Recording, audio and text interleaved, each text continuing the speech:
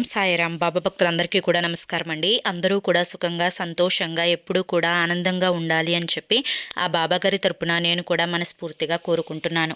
ఈరోజు బాబాగారు అందించే సందేశం ఏంటి అంటే కనుక, తల్లి, నమ్మిన వారి చేతిలో దారుణంగా మోసపోబోతున్నావు, గుండెలు పగిలేలా ఏడవబోతున్నావు, పగవారి కలలు నెరవేరబోతున్నాయి, ఆలస్యం చేస్తే మాత్రం నరకమే, వెంటనే ఈ క్షణంలోనే నువ్వు ఇది తెలుసుకొని తీరాలి అని చెప్పి ఏదో తెలియని సందేశంతో బాబాగారు ఈరోజు మన ముందుకు వచ్చారండి. మరి బాబాగారి యొక్క సందేశం ఏంటో మీరు పూర్తిగా తెలుసుకోవాలి అనుకుంటే వీడియోని ఎక్కడా కూడా స్కిప్ చేయకుండా చివరి వరకు చూస్తేనే మీకు పూర్తి వివరాలు అనేవి తెలుస్తాయి. వీడియోలోకి వెళ్లే ముందు చాలామంది కూడా చెప్పుకోలేనటువంటి సమస్యలతోటి సతమతమైపోతూ వాటిని ఎలా తీర్చుకోవాలో తెలియక ఇబ్బంది పడిపోతూ ఉంటున్నారు. అటువంటి వారి కోసం శ్రీ షిరిడి సాయిబాబా ఆశీస్సులతో జ్యోతిష్యం చెప్పబడను గురూజీ శివరామరాజు గారు. Phone number 9959422552. మీరు ఇప్పటి వరకు ఎన్నో చోట్ల జ్యోతిష్యం చెప్పించుకొని మీరు ఆశించిన మార్పులు మీ జీవితాలలో జరగలేదని చెప్పి బాధపడి ఉంటారు. కానీ ఇక్కడ అసలు అలా జరగదండి. మీ సమస్యలు ఏవైతే ఉన్నాయో, ప్రేమ, పెళ్లి, ఉద్యోగం, రాజకీయం, సంతానం లేక ఇబ్బంది పడుతున్నా, భార్యాభర్తల మధ్య గొడవలున్నా, అప్పుల సమస్యలున్నా, శత్రువుల సమస్యలున్నా, అవేంటో మీరు గురువు గారికి వివరించి చెప్పినట్లయితే వాటికి తగిన పూజలు చేసి గురువుగారు మీకు రోజులలోనే పరిష్కారాన్ని చూపిస్తారు. గురువుగారు చెప్పినట్లు 100కు 1000% జరుగుతుంది. నమ్మకంతో స్క్రీన్ మీద కనిపిస్తున్న నెంబర్కి అయితే కాంటాక్ట్ అవ్వండి. అంతేకాకుండా భార్యాభర్తల మధ్య వశీకరణ, స్త్రీ మరియు పురుషుల మధ్య వశీకరణ కూడా 100% జరపబడును. ఉన్నటువంటి ఎన్నో రకాలైన సమస్యలు కూడా గురువుగారు చేసిన పూజల వల్ల అన్నీ తీరి ఈ రోజున మేము ఆనందంగా జీవితంలో ముందడుగు వేస్తున్నాము. అలాగే మీ జీవితాల్లో కూడా సంతోషాలు రావాలి, ఆనందాలు రావాలి అనుకుంటే ఈ నెంబర్కి అయితే వెంటనే కాంటాక్ట్ అవ్వండి. మీకున్నటువంటి సమస్యలు ఏవైనా కానీ ఆ సమస్యల నుంచి బయటపడి ఆనందంగా జీవితంలో ముందడుగు వేయండి. ఇక ఆలస్యం చేయకుండా బాబాగారి యొక్క సందేశం ఏంటో తెలుసుకుందాం. తల్లి, నమ్మిన వారి చేతిలోనే దారుణంగా మోసపోబోతున్నావు అంటే నీకు అర్థం కావడం లేదు కదా. ఎవరి చేతుల్లో మోసపోబోతున్నావు? ఎందుకు గుండెలు పగిలేలా ఏడవబోతున్నావు? పగవారు నీ యొక్క ఏడుపుని చూసి ఎందుకు నవ్వబోతున్నారు? అసలు నీ జీవితంలో ఏం జరగబోతుంది అని చెప్పి ఆశిస్తున్నావు? ఇదంతా కూడా నీకు మొదటిగా తెలియాలి అంటే నేను చెప్పే ఈ కథని జాగ్రత్తగా ఆలకించు. ప్రతి ఒక్క పాయింట్లో కూడా నీ యొక్క జీవితం నీకు కనిపిస్తుంది. ఈ కథ కేవలం నీ కోసం మాత్రమే నీ చెవిన పడేలా చూస్తున్నాను కాబట్టి ఎక్కడా కూడా స్కిప్ చేయకుండా చివరి వరకు విను. అనగనగా ఒక ఊరిలో ఒక హరిదాసు అని చెప్పి ఒక యువకుడు ఉన్నాడు. అతను భిక్షాటన చేసుకుంటూ ఉంటాడు. లేకపోతే అది కూడా ఒక్కొక్కసారి బద్ధకంగా అనిపిస్తే ఒక చెత్త కుండీ దగ్గరికి వెళ్ళి ఎంగిలిన ఇస్తరాకులు, అంటే ఎవరైతే సగం తిని పడేస్తూ ఉంటారు కదా, ఆ ఎంగిలి ఇస్తరాకులలో మిగిలిన అన్నాన్ని తిని ఆ పూటకి కడుపు నింపుకుంటాడు. అయితే ఒకరోజు ఇలాగే జరుగుతూ ఉండగా ఆ చెత్త కుండీలో అతనికి ఒక 10 పైసలు అయితే దొరుకుతుంది. ఆ 10 పైసలను జాగ్రత్తగా దాచిపెట్టుకుంటాడు. ఒకరోజు తను చెత్త కుండీ దగ్గరికి వెళ్ళి అన్నం కోసం వెతుకుతూ ఉండగా అటుగా ఒక యువకుడు లేడి పిల్లల్ని తీసుకొని అమ్ముకుంటూ వస్తున్నాడు. ఒక్కొక్క లేడి పిల్ల 10 పైసలు అని చెప్పి చెప్తాడనమాట. అయితే అది విన్న హరిదాసు ఆ లేడి పిల్లలు అమ్మే అబ్బాయిని పిలుస్తాడు. పిలిచి, నాకు ఒక లేడి పిల్లను ఇస్తావా అని చెప్పి అడిగితే, నువ్వు నాకు 10 పైసలు ఇస్తే ఇస్తాను అని చెప్పి చెప్తాడు. అప్పుడు హరిదాసు ఆ 10 పైసలు ఇచ్చి ఒక లేడి పిల్లనైతే తీసుకుంటాడనమాట. ఆ లేడి పిల్లను అమ్మే యువకుడు ఆ లేడి పిల్లను ఇచ్చేటప్పుడు, ఈ లేడి పిల్ల చాలా ప్రత్యేకమైనది, ఈ లేడి పిల్లకు నేను హరీష్ అని చెప్పి పేరు పెట్టుకున్నాను, దీన్ని నువ్వు జాగ్రత్తగా చూసుకోవాలి అని చెప్పి ఆ లేడి పిల్లను హరిదాసు చేతిలో పెట్టేసి వెళ్ళిపోతాడనమాట.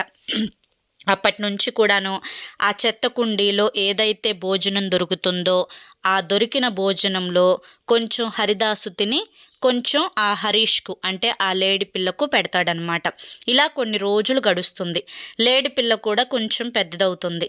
తర్వాత ఒకరోజు హరిదాసు దగ్గరికి లేడి పిల్ల వచ్చి, హరిదాసు, అంటే నువ్వు నా యజమానివి కాబట్టి నేను నీ యొక్క పర్మిషన్ తీసుకుంటున్నాను.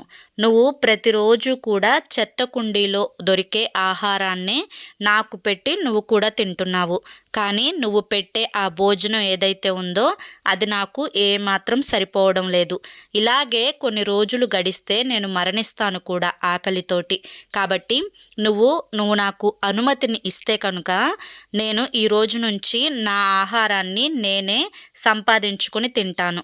కాబట్టి నేను ఉదయం వెళ్ళి సాయంత్రానికి ఇంటికి వస్తాను. నువ్వు నా గురించి ఏమాత్రం ఆలోచించవద్దు అని చెప్పేసరికే హరిదాసు కొంచెం భయపడతాడు. ఎందుకంటే సడన్గా లేడిపిల్ల మాట్లాడటం ఏంటి, ఈ లేడిపిల్ల ఎందుకు ఎలా మాట్లాడుతుంది, అందులోనూ నేను ఎంతో ఇష్టంగా కొనుక్కున్నా, దీన్ని చాలా ప్రేమగా చూసుకుంటున్నా, ఒక్కసారి నమ్మి ఈ లేడిపిల్లని నేను వదిలేస్తే మళ్ళీ తిరిగి నా దగ్గరికి వస్తుందా రాదా అని చెప్పి సందేహంతోటే భయపడుతూనే అతనికి ఏవో కొన్ని అనుమానాలు మైండ్లో రన్ అవుతూ ఉండగానే ఆ యొక్క లేడి పిల్లకి అనుమతి అయితే ఇచ్చేస్తాడనమాట. ఇక తర్వాత రోజు నుంచి ఉదయాన్నే లేడి పిల్ల లేచి అడవుల్లోకి వెళ్ళి గడ్డి తినేసేసి సాయంత్రానికి ఇంటికి వస్తుందన్నమాట. అలా ఇంటికి రావడాన్ని చూసి హరిదాసుతో పాటు ఆ చుట్టుపక్కల అందరూ జనం కూడా ఈ లేడి పిల్ల సామాన్యమైనది కాదు, చక్కగా మాట్లాడుతుంది, చక్కగా భోజనానికి గడ్డి మేయటానికి అడవుల్లోకి వెళ్తుంది, మళ్ళీ సాయంత్రం అవ్వగానే ఎక్కడికి వెళ్లకుండా ఇంటికి వస్తుంది అని చెప్పి ఆ లేడి పిల్ల గురించి చెప్పుకుంటూ ఉన్నారనమాట.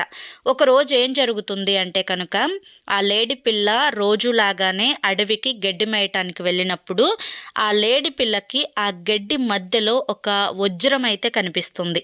ఆ వజ్రం చూడటానికి చాలా విలువైన దానిలాగా, అసలు ఈ యొక్క దేశంలోనే ఎక్కడా కూడా దొరకని చాలా అమూల్యమైన వజ్రంలాగా ఆ లేడి పిల్లకి కనిపిస్తుంది. వెంటనే ఆ లేడి పిల్లకి అంటే ఆ హరీష్కి ఒక ఆలోచన వస్తుంది. ఈ యొక్క వజ్రాన్ని తీసుకొని వెళ్ళి నా యజమాని హరిదాసుకు ఇస్తే అందరూ కూడా ఈ వజ్రాన్ని ఎక్కడ దొంగిలించావు అని చెప్పి నా యజమానిని కొడతారు. అలా జరగకూడదు. మరి ఈ వజ్రాన్ని నేనే తీసుకొని నా దగ్గర ఉంచితే నాకు ఎక్కడ దొరికిందో అని చెప్పి దొరికిన వారు నా దగ్గర నుంచి దొంగిలిస్తారు. ఇలా కాకుండా ఈ యొక్క వజ్రాన్ని నేను ఒక రాజుకు ఇవ్వాలి అన్న ఉద్దేశంతో ఆ రాజ్య మందిరం ఎక్కడ కనపడుతుందా అని చెప్పి అడవుల్లో నుంచి వెతుక్కుంటూ వెళ్తుందనమాట. ఇలా వెతుక్కుంటూ వెళ్ళే క్రమంలో ఒక రోజు గడిచిపోతుంది. ఈ యొక్క హరిదాస్ ఏమో ఈరోజు లేడిపిల్ల ఇంటికి రాలేదేంటి అని చెప్పి బాధగా ఎదురు చూస్తూ ఉంటాడు. అలాగే రెండవ రోజు కూడా గడిచిపోతుంది. రెండవ రోజు కూడా హరిదాసు చాలా బాధపడతాడు, ఇక లేడిపిల్ల ఇంటికి రాదేమో అని చెప్పి. ఇక మూడవ రోజుకి సరిగ్గా ఒక పట్టణంలో రాజమందిరం దగ్గరికి వెళ్ళి ఆ గేటు బయట నుంచొని ఆ యొక్క హరీష్ అంటే ఆ లేడి పిల్ల ఎవరన్నా ఉన్నారా ఈ రాజమందిరంలో అని చెప్పి పెద్దగా కేకలు వేస్తుంది. అప్పుడు రాజభటులు వచ్చి ఏంటి నీకేం కావాలి, ఇక్కడికి ఎందుకు వచ్చావు అని చెప్పి ఆ లేడి పిల్లను అడుగుతారు. అప్పుడు నేను మహారాజును కలవాలి అని చెప్పి ఆ లేడి పిల్ల చెప్పగా ఆ మహారాజు దగ్గరికి వెళ్ళి రాజభటులు చెప్తారు, మహారాజా ఒక విచిత్రం అనేది కనిపించింది, నిన్ను కలవడానికి ఒక లేడి పిల్ల వచ్చింది. విచిత్రం ఏంటంటే ఆ లేడి పిల్ల మాట్లాడుతుంది, అది మీతో ఏదో విషయం చెప్పాలంట అని చెప్పి అనేసరికి ఆ మహారాజు కూడా ఆశ్చర్యం వేసి లేడి పిల్లని తీసుకురమ్మంటారనమాట. అప్పుడు రాజభటులు ఆ లేడి పిల్లని తీసుకొని రాజు దగ్గరికి వెళ్తారు. అప్పుడు ఆ లేడి పిల్లని మహారాజు అడుగుతాడు, ఎవరు నువ్వు, నా దగ్గరికి ఎందుకు వచ్చావు, నీకేం కావాలి అని చెప్పి. అప్పుడు పక్క ఊరిలో హరిదాసు అని చెప్పి ఒక పెద్ద మహారాజు ఉన్నాడు. ఆ మహారాజుకి మీకు ఒక కూతురు ఉంది అని చెప్పి తెలిసింది, ఎలాగైనా కానీ మీ కూతురుని వివాహం చేసుకోవాలి అని చెప్పి నన్ను మీ దగ్గరికి మాట్లాడమని చెప్పి పంపించారు. అలా మాట్లాడటానికి మీకు ఒక కానుకని కూడా ఇచ్చి పంపించారు అని చెప్పి దాని దగ్గరున్న వజ్రాన్ని తీసి ఆ మహారాజు చేతిలో పెడుతుంది.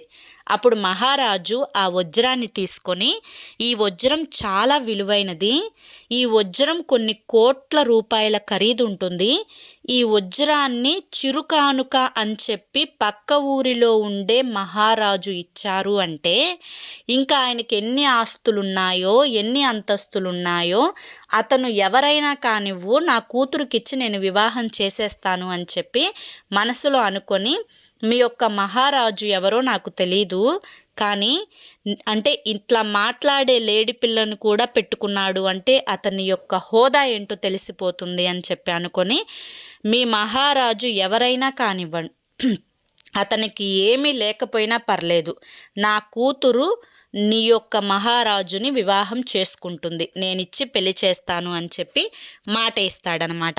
ఇక ఆ మాట తీసుకున్న ఆ లేడి పిల్ల ఆ మహారాజుతో చెప్తుంది, నాకు సరిగ్గా 3 రోజుల సమయాన్ని ఇవ్వండి, 3 రోజుల తర్వాత నేను నా యొక్క మహారాజుని తీసుకొని మీ దగ్గరికి వస్తాను అని చెప్పి.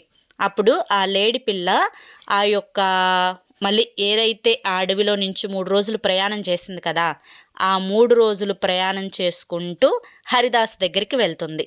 హరిదాస్ దగ్గరికి వెళ్ళి హరిదాస్ తోటి ఒక మాట చెప్తాను నీతో, నేను చెప్పిన మాట నువ్వు వినాలి, మనం 3 రోజులు ప్రయాణించి ఒక ఊరు వెళ్ళాలి, నువ్వు నాతో పాటు రా, నేను ఏది చెప్తే అది చెయ్యి, నన్ను అంటే ఎందుకు చెయ్యాలి అని చెప్పి మాత్రం ప్రశ్నించకు, నేను చెప్పిన మాట విను అని చెప్పి చెప్తుందనమాట. అప్పుడు దానికి హరిదాసు కూడా సరేనని చెప్పి ఒప్పుకుంటాడు.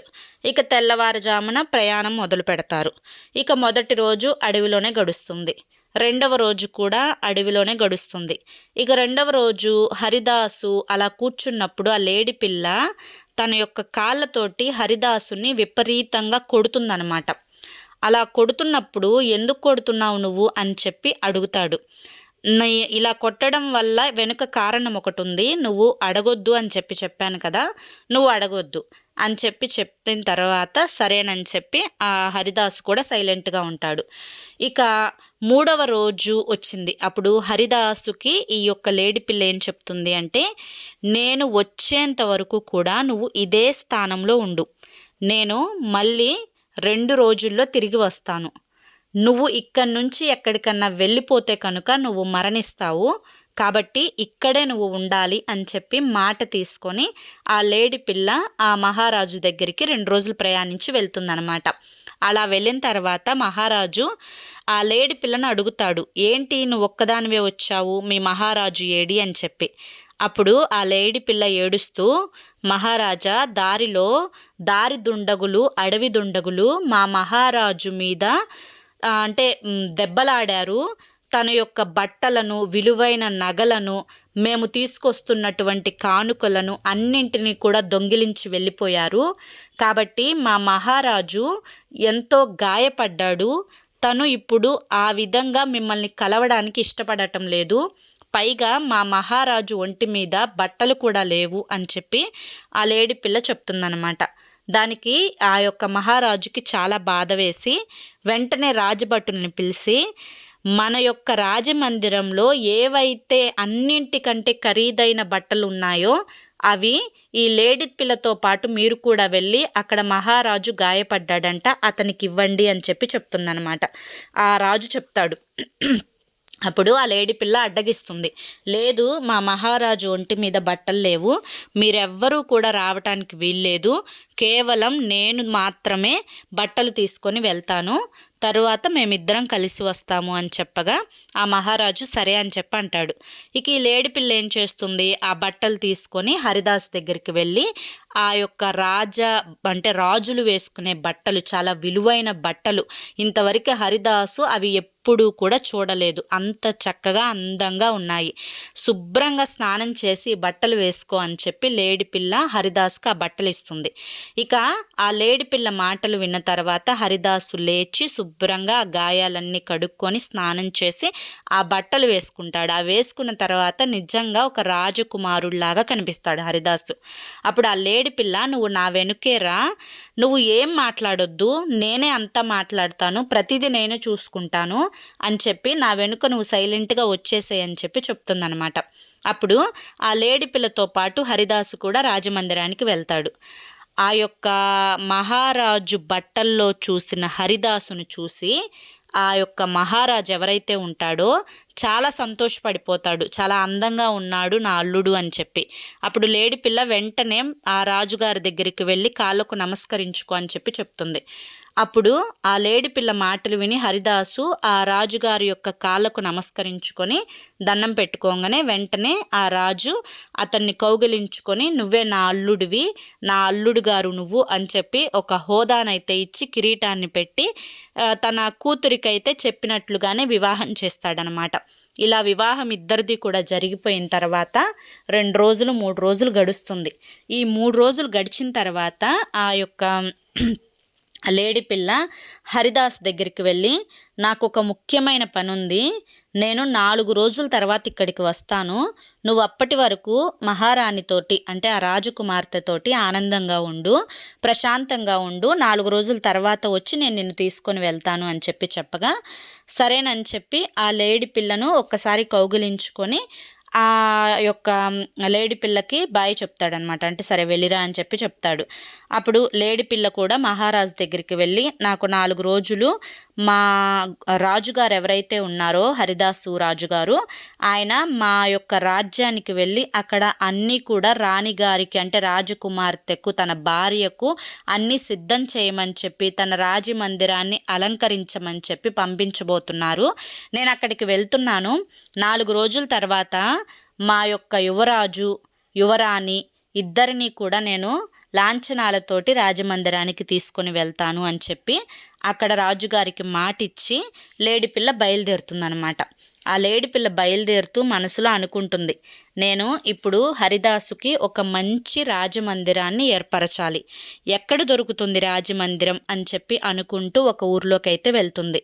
ఒక ఊర్లోకి వెళ్ళిన తర్వాత ఒక పెద్ద పాడుబడ్డ బంగ్లా ఒకటి కనిపిస్తుంది ఆ లేడి పిల్లకి. అలా కనిపించి ఆ యొక్క బంగ్లాని చూసి ఇది రాజమందిరంగా మారిస్తే ఎంత బాగుంటుందో అని చెప్పి ఆ బంగ్లాలోకి వెళ్తుంది.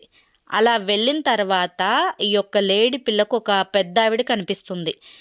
ఎవరు లేరా ఇక్కడ అని చెప్పి లేడి పిల్ల అడిగిన తర్వాత ఆ పెద్ద ఆవిడ ఎవరు నువ్వు, ఇక్కడికి ఎందుకు వచ్చావు, ఇక్కడికి వస్తే నీ ప్రాణానికే ప్రమాదం, ఇక్కడ ఒక పెద్ద పాము ఉంటుంది అని చెప్పి ఆ యొక్క పెద్ద ఆవిడ ఆ యొక్క లేడి పిల్లతోటి చెప్తుంటే, అమ్మ నువ్వేం భయపడకు, అసలు ఈ రాజమందిరం ఎవరిది, నువ్వెవరు, ఆ పాము ఎవరు, ఇక్కడ ఎందుకుంటున్నారు అని చెప్పగా అప్పుడు ఆ పెద్ద ఆవిడ చెప్తుంది, ఈ రాజమందిరంలో ఎన్నో కోట్లు ఖరీదు చేసే వజ్రాలు, బంగారం, వైడూర్యాలు, ఖజానా అనేది ఉంది.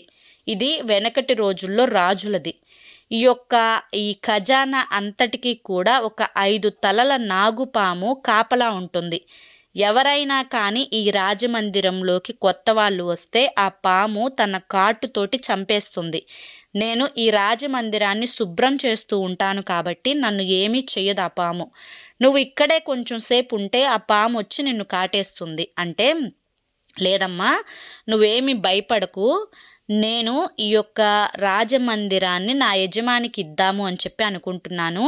నేను చెప్పే మాట వినడం వల్ల ఈ మందిరంలో మనం జీవితాంతం ఉండవచ్చు, ఆ యొక్క ఖజానాకి కూడా మనం చక్కగా అనుభవించవచ్చు, జీవితాంతం నేను నిన్ను ఒక తల్లిలాగా చూసుకుంటాను అని చెప్పి, నీకు ఈ చెర కూడా తగ్గుతుంది అని చెప్పి ఆ యొక్క లేడి పిల్ల ఆ పెద్దావిడితోటి చెప్పగా పెద్దావిడ కూడా సరే అంటుందన్నమాట.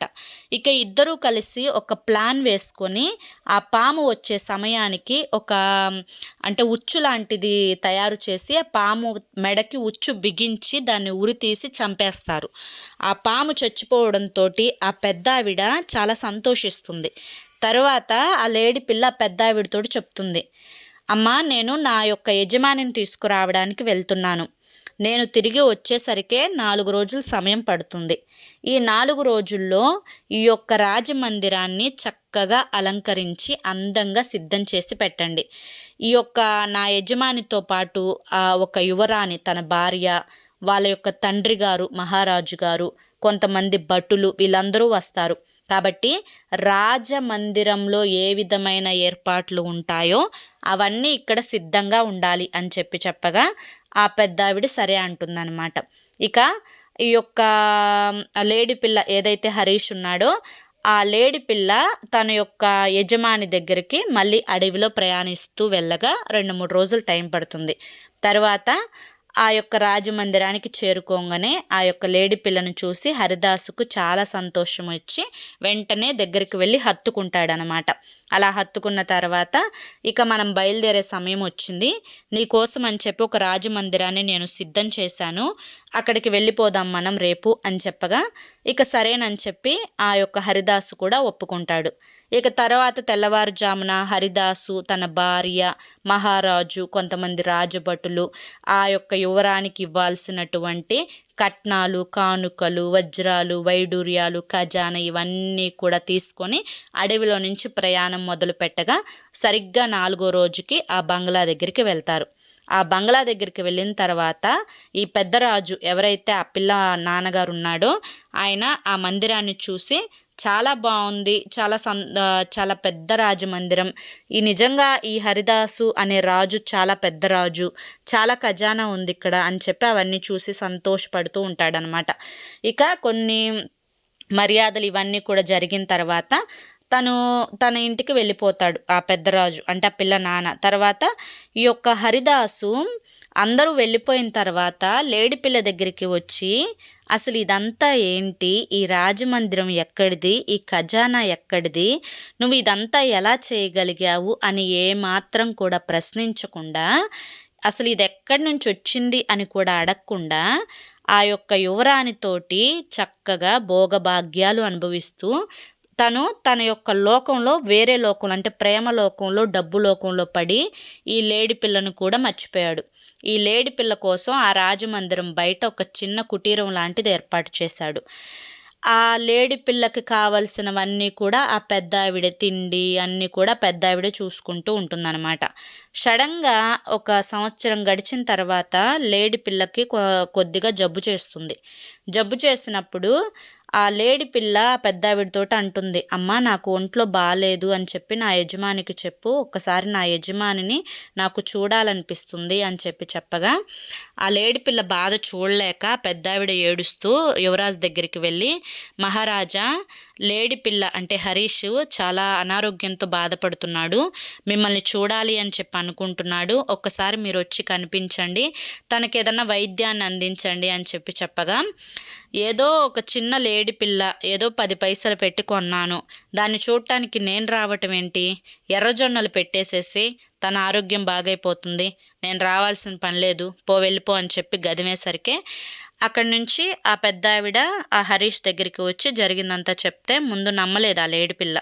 నా యజమాని నన్ను చూసి హద్దుకునే యజమాని ఎందుకు ఇలా అంటాడు అని చెప్పి నమ్మకపోయినా సరే కాలం డబ్బు అన్నీ మారుస్తుంది కదా అని చెప్పి ఆలోచించుకొని అలాగే ఉంటాడు. ఇలా కొన్ని రోజులు, మళ్ళీ 15 రోజులు 20 రోజులు గడిచిన తర్వాత తన నోటి వెంట రక్తం వస్తుంది. ఆ హరీష్ అంటే ఆ లేడి పిల్ల నోటి వెంట రక్తం వస్తుంది అనమాట. ఆ రక్తం వచ్చేటప్పుడు ఆ యొక్క పెద్దావిడితోటి, అమ్మ నా నోటి వెంట రక్తం వస్తుంది, నాకు శ్వాస కూడా సరిగ్గా ఆడటం లేదు, నాకు అర్థమవుతుంది నేను బ్రతకను అని చెప్పి, కనుక ఒక్కసారి నా యజమానిని చివరిసారిగా చూడాలి అనిపిస్తుంది, నా యజమానిని పిలుచుకురా అమ్మ అని చెప్తాడు. తన బాధ చూడలేక ఆ పెద్ద ఆవిడ ఏడుస్తూ ఆ యువరాజు దగ్గరికి వెళ్ళి జరిగిందంతా చెప్తే, నేను దాన్ని చూడటానికి వచ్చేదేంటి, నాకేం పని పాట లేదనుకున్నావా, ఎప్పుడో 10 పైసలు పెట్టుకున్నా, అయినా చిరకాలం బ్రతకడానికి అయ్యన్న మనుషుల, అదొక జంతువు, ఉంటే ఉంది పోతే పోయింది, వెళ్ళిపో అని చెప్పి అనేసరికి ఆ యువరానికి కూడా బాధేసి, ఏంటండి మీరు ఇలా మాట్లాడుతున్నారు, అది మామూలు లేడి పిల్ల, మన కుటుంబంలో ఒక పాత్ర ఉంది దాన్ని ప్రత్యేకంగా మనం చూసుకోవాల్సింది పోయి ఇలా మాట్లాడుతున్నావంటే, లేదు నీకు తెలీదు, అది ఒక జంతువు, నేను దాన్ని 10 పైసలకు కొన్నా, నువ్వు దాని గురించి అంతగా ఆలోచించకు, అంతగా బాధపడకు, అంత ఇది లేదు దానికి అని చెప్పగా యువరాణి కూడా సైలెంట్ అయిపోతుంది. ఇక తీరా కొన్ని రోజులు గడిచిన తర్వాత ఆ లేడి పిల్ల పాపం తన యజమానిని చూడాలి అంటే హరిదాసుని చూడాలి అన్న ఇది కూడా ఆశతోటి దిగులేసుకొని మనోవేదన చెందిపోయి జబ్బుతోటి చనిపోతుందన్నమాట పాపం.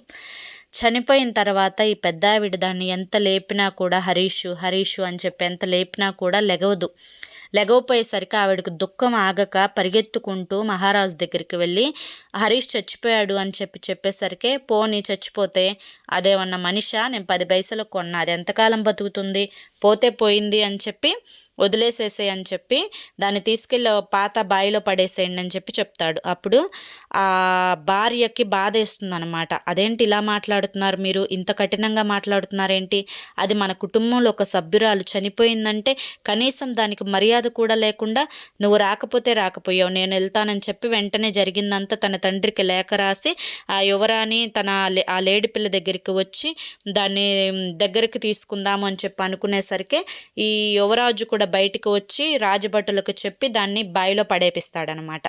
ఇలా బావిలో పడేసిన తర్వాత ఈ పెద్దావిడికి జరిగిందంతా కూడా యువరాజుకు చెప్తుంది. అసలు హరిదాస్ ఎవరు, ఆ లేడి పిల్ల ఎలా వచ్చింది, తను పెళ్లి చేసుకోవడానికి ఏం చేసింది, ఆ వజ్రం సంగతి, ఈ పెళ్లి సంగతి, ఆ రాజమందిరం సంగతి, ఈ డబ్బు గురించి, నగల గురించి అన్నీ కూడా చెప్తాడనమాట. అన్నీ కూడా చెప్తుందనమాట. అప్పుడు జరిగిన మోసం అంతా కూడా తన తండ్రికి యువరాణి చెప్తుందనమాట. ఇలా జరిగిందా అని చెప్పి ఇక బావిలో నుంచి ముందు ఆ లేడి పిల్లను తీసి రాజలాంఛనాలతోటి ఆ యొక్క లేడి పిల్లకు అంత్యక్రియలు జరిపిస్తాడు ఆ పెద్ద మహారాజు. జరిపించిన తర్వాత ఈ యొక్క యువరాజును కూడా బాగా కొట్టి తను చేసిన మోసానికి అంతా కూడా తనకి శిక్ష పడేలా చేసి తను ఎక్కడైతే పుట్టి పెరిగాడో, ఎక్కడైతే ఏ చెత్త కుండీ దగ్గర అయితే తన యొక్క ఆకలిని తీర్చుకున్నాడో చివరికి ఆ చెత్త కుండీ దగ్గర పడేస్తాడనమాట. అలా పడేసిన తర్వాత మళ్ళీ ఆ యువరానికి మరొక పెద్ద మహారాజునిచ్చి పెళ్లి చేస్తాడు. ఆ యొక్క మహారాజు సంతోషంగా ఉంటాడు, ఆ యువరాణి సంతోషంగా ఉంటుంది. ఈ యొక్క హరిదాసు మాత్రం తను చేసిన తప్పుకు పశ్చాత్తాపడుతూ ఆ యొక్క రాజు వేసిన శిక్షకు తన 2 కాళ్ళు కూడా పనిచేయకపోవడంతో అడుక్కు తింటూ అలాగే కుంగి కుసించి ఒకరోజు చనిపోతాడనమాట. అయితే ఈ కథ ద్వారా బాబాగారు చెప్పాలి అనుకున్నటువంటి నీతి ఏంటి అంటే కనుక ఆ యొక్క యజమాని కోసం ఒక మూగజీవి ఎంత చేసింది, తనని ఒక ఉన్నత స్థాయిలో నిలబెట్టాలి అని చెప్పి చూసింది, తనకి డబ్బొచ్చేలా చూసింది, తను ఒక ఇంటికి ఒక పెద్దింటికి అల్లుడయ్యేలా చూసింది, తనకి ఏ లోటు లేకుండా తను కష్టపడకుండా తనకి ఒక మహారాజు హోదానిచ్చింది. ఇవన్నీ కూడా చేసింది తనే అని చెప్పి తెలిసినా కూడా తనని ఒక మూగజీవిలాగానే ఒక జంతువులాగానే చూసి చివరకు తను చనిపోయేటప్పుడు కూడా తన దగ్గర లేకుండా పాపం చేశాడు ఆ హరిదాసు. ఆ పాపానికి తగిన శిక్ష అనేది పడింది. అలాగే బిడ్డ, నువ్వు ఎవరినైతే ఇప్పటి వరకు నమ్మి చేరదీశావో, నా అని చెప్పి అనుకున్నావో, వారికి అన్నీ కూడా భోగభాగ్యాలు అందించావో, చివరికి వారు సెటిల్ అయిపోయిన తర్వాత ఒక రోజున నువ్వెవరో నేనెవరో అన్నట్లుగా వారు నీతో మాట్లాడుతూ ఉంటే గుండెలు పగిలేలా ఏడ్చావు. ఈ యొక్క జరిగినవన్నీ గుర్తు చేసుకొని మానసికంగా కృంగిపోయావు. అలాగే పగవారు కూడా నిన్ను చూసి నవ్వుకునేలా వారు చేస్తే ఏం చేయాలో అర్థం కాక నోరు నీకు మూగబోయింది. చాలా వరకు కూడా నరకాన్ని చూశావు. ఇదంతా కూడా ప్రస్తుతానికి జరుగుతున్నది మాత్రమే, కానీ భవిష్యత్తులో దీని యొక్క పరిణామాలు అనేవి చాలా తీవ్రంగా ఉంటాయి. ఎవరినైతే ఒక హోదాలో ఉంచావో తిరిగి వారు మళ్ళీ యథాస్థాయికి పడిపోయే రోజు అనేది వస్తుంది. ఇది కలికాలం తల్లి. కలికాలంలో ఈ జన్మలో చేసిన ఆ పాపాలు ఏవైతే ఉన్నాయో అవి ఈ జన్మలోనే అనుభవించి తీరాలి. కాబట్టి నువ్వు అంతలా బాధపడకు, నీ మంచి నీతో ఎల్లప్పుడూ కూడా ఉంటుంది. నువ్వు బ్రతికినంత కాలం అండగా తోడుగా అది నిన్ను రక్షిస్తూనే ఉంటుంది అని చెప్పి ఈరోజు బాబాగారు మనకి చాలా చక్కటి సందేశాన్ని ఈ కథ రూపంలో అందించారండి. మరి ఈ సందేశంలో ఉండే ఆంతర్యాన్ని మీరందరూ కూడా గ్రహించారు అనుకుంటున్నాను. అలాగే ఈ వీడియో మీ అందరికీ కూడా నచ్చింది అనుకుంటున్నాను. నచ్చింది అనిపిస్తే ఈ వీడియోకి ఒక లైక్ ఇవ్వండి. లైక్ ఇచ్చిన వెంటనే హైప్ అని వస్తుంది, హైప్ ఇవ్వండి. కింద కామెంట్ సెక్షన్లో ఓం నమః శివాయ అని కానీ లేదా ఓం సాయిరామ్ అని కానీ కామెంట్ చేయడం మాత్రం అస్సలు మర్చిపోవద్దు. మొదటిసారి మన సాయి పిలుపు ఛానల్లోకి వచ్చినట్లయితే మన ఛానల్ని సబ్స్క్రైబ్ చేసుకొని సపోర్ట్ చేయండి. రేపు మరొక మంచి వీడియోతోటి మళ్ళీ కలుసుకుందాం. అంతవరకు కూడా బాబాగారి యొక్క ఆశీస్సులు మీ మీద, మీ కుటుంబ సభ్యుల మీద ఎల్లకాలం ఉండాలి అని చెప్పి మనస్ఫూర్తిగా కోరుకుంటూ సర్వేజన సుఖినో భవంతు. ఓం సాయిరామ్.